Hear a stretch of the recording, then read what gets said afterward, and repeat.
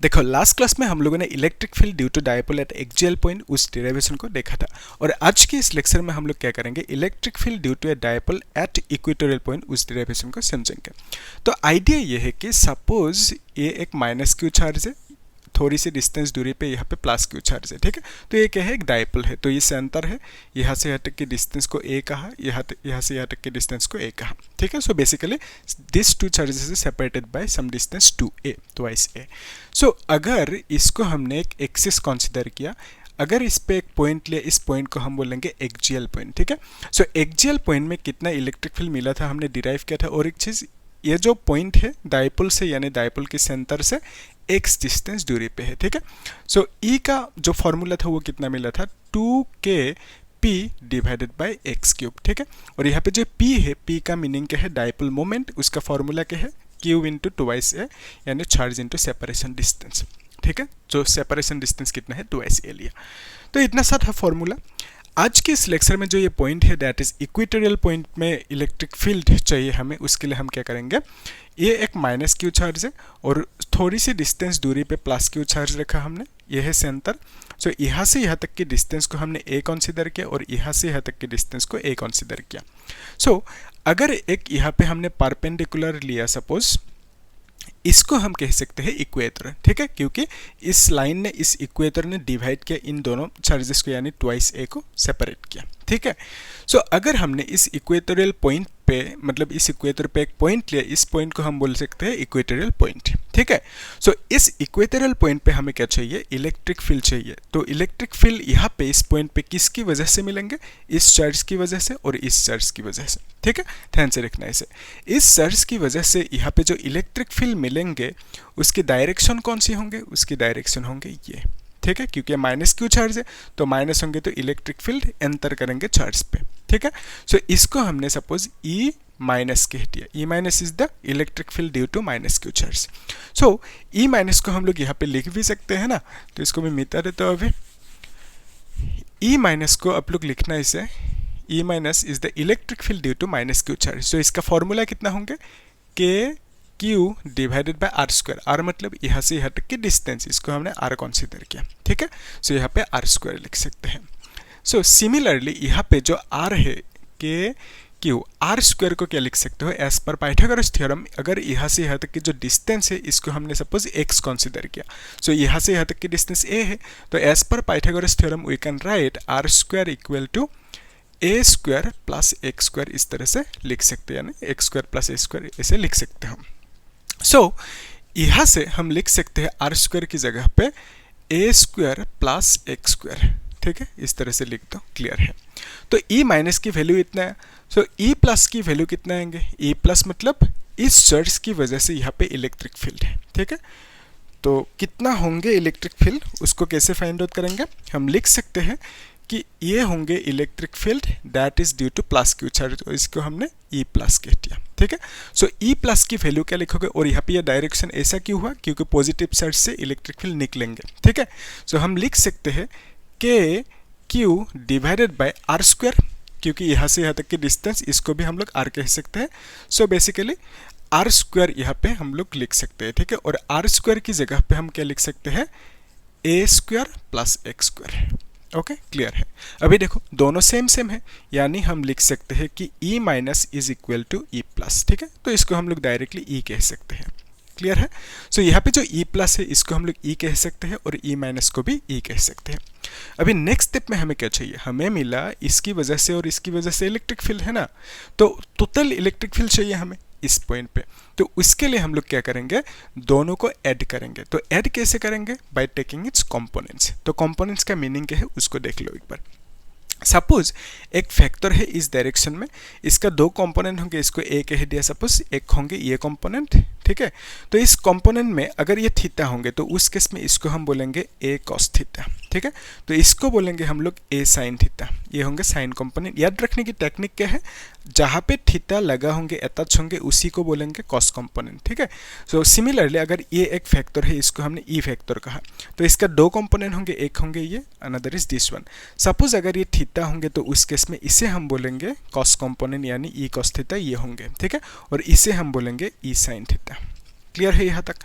Similarly यहाँ पे जो ई है इसका दो कंपोनेंट होंगे, एक कंपोनेंट होंगे ये, अनदर इज दिस वन, ठीक है। फिर अगर ये थीटा होंगे, सपोज इसको थीटा कंसीडर किया, तो उस केस में ये कितना होंगे, ये भी थीटा होंगे और ये भी थीटा होंगे, क्योंकि बाकी लाइन सेम है, ये भी आर है, ये ए है, एक्स है, तो बेसिकली दोनों थीटा होंगे। तो फिर हम यहाँ पे लिख सकते हैं ये जो ई है, ई का दो कंपोनेंट, एक है ये, तो इस कंपोनेंट को हम लिख सकते हैं ई कॉस थीटा, ठीक है, क्योंकि यहाँ पे थीटा लगा हुआ है, और इसको हम बोलेंगे ई साइन थीटा। इजी है। फिर नेक्स्ट स्टेप में हमें क्या करना है कि ये जो वेक्टर है ई वेक्टर, इसका भी दो कंपोनेंट होंगे, एक होंगे ये component, another is this component, ठीक है।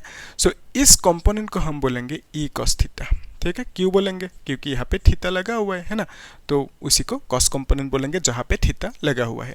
सो इसको हम बोलेंगे ई साइन कंपोनेंट, यानी ई साइन थीटा, इस कंपोनेंट को, ठीक है। अभी देखो ये दोनों के है, इक्वल है और ऑपोजिट है, सो दोनों एक दूसरे को कैंसिल आउट करेंगे, बेसिकली ये दोनों पिक्चर में नहीं रहेंगे। सो क्या रहेंगे पिक्चर में, ये दोनों चीज ई cos theta and E cos theta. So total electric field दोनों की वजह से, यानी डायपोल की वजह से इस पॉइंट पे टोटल इलेक्ट्रिक फील्ड कितना मिलेंगे, 2 ई कॉस थीटा, ठीक है। तो यहाँ पे मैं लिख देता हूँ ई नेट, ठीक है। तो इस तरह से लिखना, ई नेट मतलब क्या है, इलेक्ट्रिक फील्ड, आप लोग अच्छे से लिखना, ड्यू टू डायपोल, ओके। कहाँ पे, एट इक्वेटोरियल पॉइंट लिख देना। सो ई नेट की फॉर्मूला क्या होंगे, E net will be equal to, दोनों को प्लस करना होगा ना, E cos theta plus E cos theta, यानी आप लोग डायरेक्टली 2 ई कॉस थीटा लिख सकते हो, okay. So this is equal to 2 E cos theta. अभी ध्यान से देखना, जो ई है, ई को हम लोग लिख सकते हैं, ई यानी दिस मच है ना, के Q divided by A square plus X square, ऐसे लिख सकते हो, ठीक है। फिर cos theta, theta cos theta का मीनिंग क्या है, अगर ये थीटा होंगे सो हम लिख सकते हैं base by hypotenuse, cos theta is base by hypotenuse. तो यहाँ पे अगर ये थीटा होंगे so this will become the base, तो बेस इज ए, हाइपोटेनस कौन से होंगे, आर होंगे। तो कॉस थीटा की जगह पे हम लोग यहाँ पे निकल लेते हैं, so we can write cos theta is equal to base by hypotenuse, ठीक है। सो बेस कितना होंगे, ए होंगे, हाइपोटेनस इज आर। सो यहाँ से हम लोग आर लिख सकते हैं, आर इज इक्वल टू क्या लिखोगे, ए स्क्वायर प्लस एक्स स्क्वायर, फिर रूट लगाना होगा ना, रूट मतलब क्या है, 1/2 है, ठीक है। सो यहाँ पे हम लोग लिख सकते हैं ए डिवाइडेड बाय आर मतलब x square plus X square, ठीक है। फिर यहाँ पे हाफ लगाना होगा, फाइन। तो कॉस थीटा का मीनिंग कितना है, इतना सा। तो कॉस थीटा की जगह पे हम लोग लिख सकते हैं A divided by A square plus X square, और फिर यहाँ पे 1/2 लिख सकते हैं। अभी इसको कैलकुलेट करना है, देखो यहाँ पे कुछ नहीं मतलब 1 है, तो अभी क्या होंगे, रूल के हिसाब से 1 से इसको प्लस करना होगा, ठीक है। So from here we can write कि E net, okay. So E net is equal to, हम लिख सकते हैं 2k Q divided by 2k Q लिखा, और यहाँ पे a है ना, सो इस a को भी यहाँ पे लिखना होगा, ठीक है। फिर क्या होंगे, ये जो a square plus X square है, इसको लिख लेते हैं, a square plus X square, फिर क्या होंगे, ये 1 + 1/2 होंगे, है ना। सो यहाँ पे लिखना होगा 1 + 1/2, यानी आप लिख सकते हो प्लस करके 3/2, ठीक है। मैं यहाँ पे एडिट कर देता हूँ, सो इसको हम लिख सकते हैं 3/2।